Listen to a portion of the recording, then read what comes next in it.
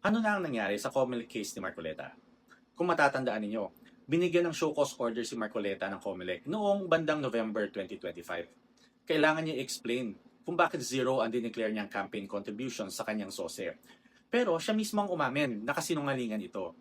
Sa isang interview, sinabi niya na tumanggap siya ng contributions mula sa supporters niya. Hindi lang daw niya sinama sa sose dahil ayaw ng donors niya na mailabas ang mga pangalan nila. Dagdag pa dito, sa sose niya, dineclare niya na mahigit 100 million ang ginastos niya sa kumpanya.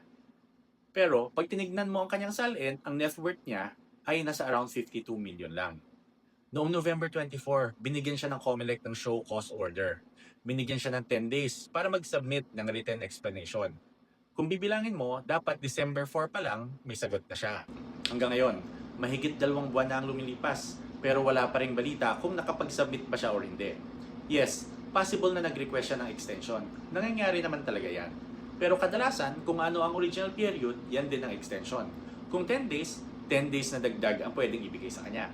Sabihin na natin na sobrang generous ng Comelec at ginawang 20 or kahit 30 days pa ang extension, lampas-lampas pa rin.